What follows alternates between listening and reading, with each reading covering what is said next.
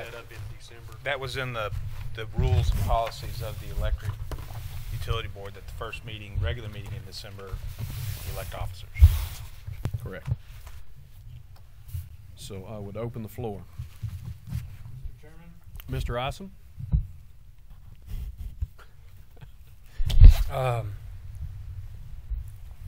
Since we still have an appointment that we're hoping to receive in the next meeting or so, I was going to suggest and make a motion that the board choose to postpone this until the next meeting or the first meeting after we receive the 9th board member, so we can have a full slate of board members to make this decision. Okay, so would your motion be to postpone or table I would suggest. I would think that we need to postpone until the next scheduled meeting? until the next regular meeting. Okay, motion would be to postpone this action until the next regular meeting. Is there a second? Second. That's a non-debatable motion, so we will just take a vote. All those in favor of postponing, please signify by raising your hand. Okay, I believe that's everybody. So we'll postpone that till the next regular meeting. That would bring us then to item 7, update report by the CEO, Director of Electric Utilities regarding customer service, business center practices, procedures and policies, billing procedures, LP&L staffing, and performance. Mr. McCullough. We have the report. It starts on page 11 of the packet. Have you turned on your mic? Oh, remember to. There you go. We have a written report that's in the packet. It starts on page 11. And I would point out that the rate comparison, we're back in first place now by a narrow margin over Austin Energy and CPS. Lowest rates, according to the graph that we do periodically. On page 13, the Intercom Energy Depot page has seen a great increase in number of views. Folks are looking at that. Now, this is something we're really promoting, is energy efficiency, and we're going to be doing some more of that as the year goes on. So I just want to point out that it seems to be working so far, but we're going to do more promotion of energy efficiency and try to help folks use less of our product. On page 16, business office recap. Happy to report that the Hanson software has been implemented that will allow us to do the stormwater billing. It looks like everything is working very well. We're pretty confident that January 1 we can do the new rates correctly. Down below that, the 4th paragraph on page 16 is some statistics about the call center. I think there was a question at the last board meeting or request made that we provide some additional statistics on the cashiers and how they handle the payments. So we tried to produce some additional statistics here. Cashiers processed 11,000 face-to-face transactions, totaling 5.58 million, 17,000 mail payments, totaling 6 million, a little over 6 million, and then electronic payments, 67,000, totaling 15.36 million.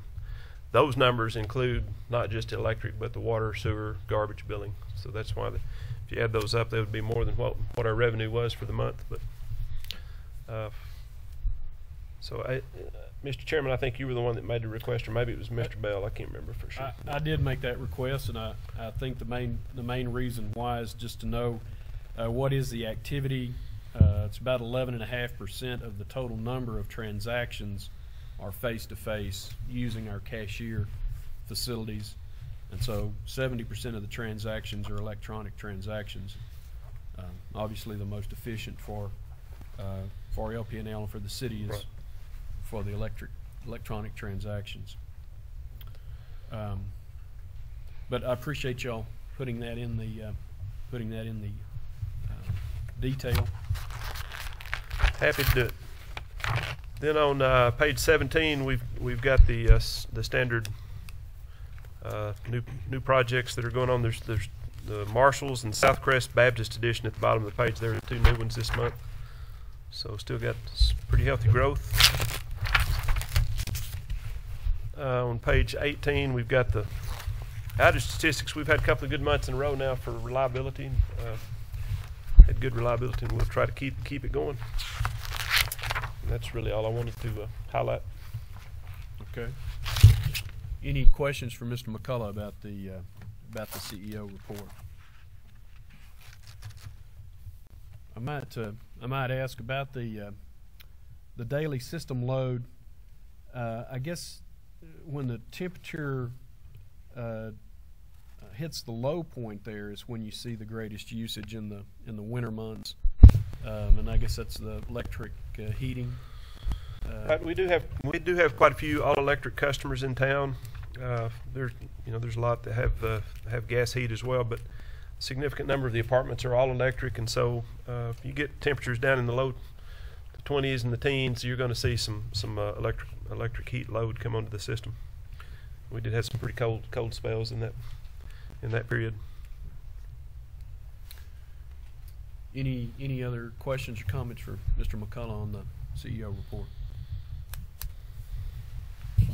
Thank you, Mr. McCullough. Yes. Let's move along then to item 8. What's the trick? Discuss financial and capital statements, financing options, audits, and financial policies of Lubbock Power and Light relating to debt issuance issues, reserve account funding, cost allocation, revenue and expense projections of Lubbock Power and Light. Mr. Burcham. Good afternoon. Just wanted to provide you with a brief update on the financials, which begin on page 20 of your backup. Also a reminder, the annual financial audit is underway. The auditors have been in the offices for the last 2 weeks doing their field work. At the last meeting, I presented a slide kind of giving you a timeline. Just a quick reminder, December was really set up for the field work for the auditors. The month of January, they'll be reviewing all of our financial statements. We'll be completing and finalizing all the annual financial reports. And then February the 10th, BKD, who is our external auditors, will be in town to present the audit to the city's Audit and Investment Committee. I'll also be scheduling a meeting with the Finance Subcommittee, so hopefully they can also present it at the same time. Then on February the 17th, BKD will be back in town at our regular board meeting to present LP&L's portion of the audit, and then on February the 26th, they'll be back to present to the council the citywide audit, which we are obviously rolled in to the overall audit of the city.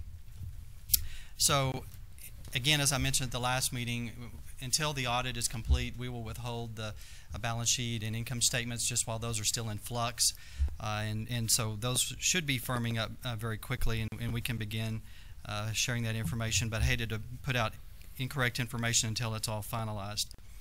One thing I do want to point out today, in your backup is mostly budgetary types of information, which really relates to October, which is the first month of our fiscal year. So 1 month in, it's always a little bit difficult to see a trend or anything at this point, but everything looked good in the first month.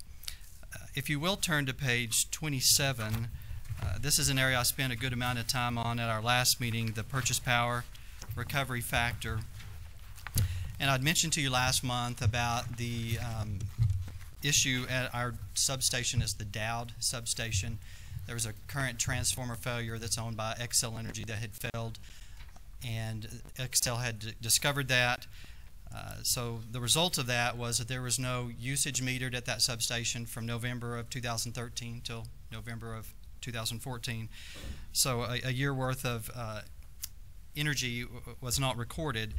SPS and LP&L jointly got together. We negotiated, or we estimated what we felt was a fair amount of usage at that substation, and based on those estimates, we determined that we owed Xcel about $6.1 million for that, which I mentioned to you last time, and we have paid that to them.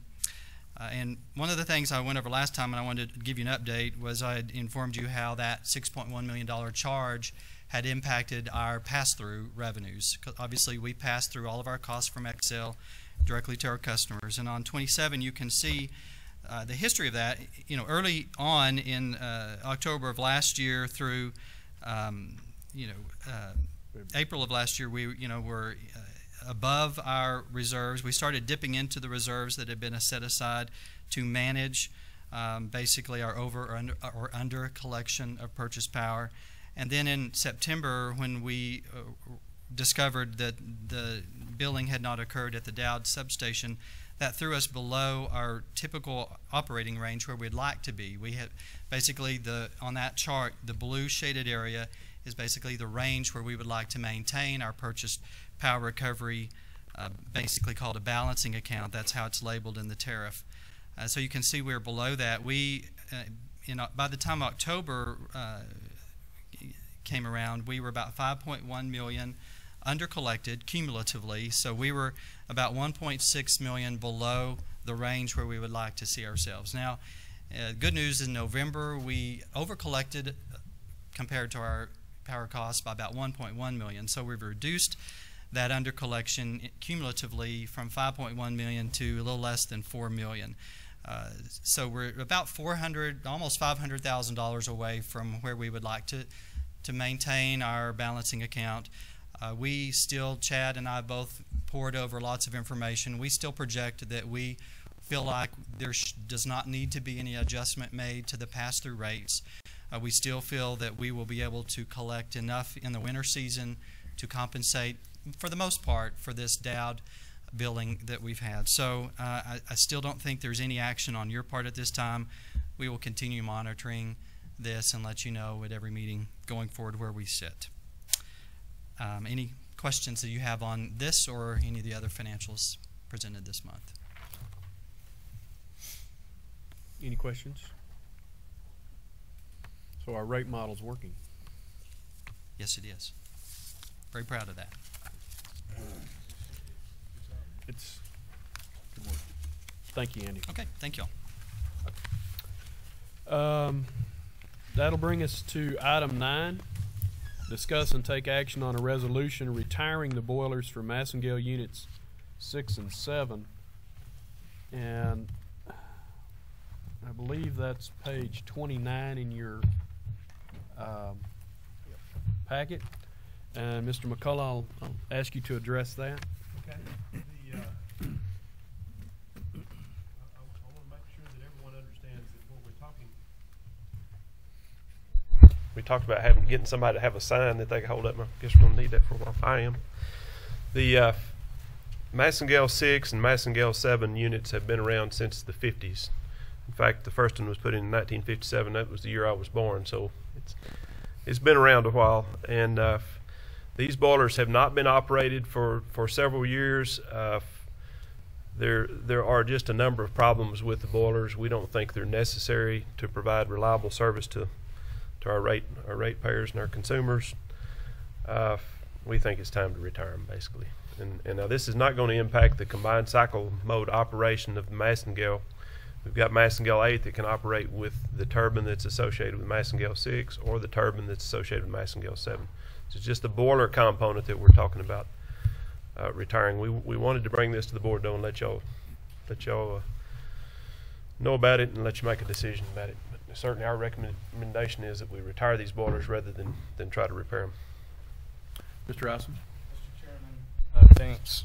Dave, I have a question, or a couple of them. Okay.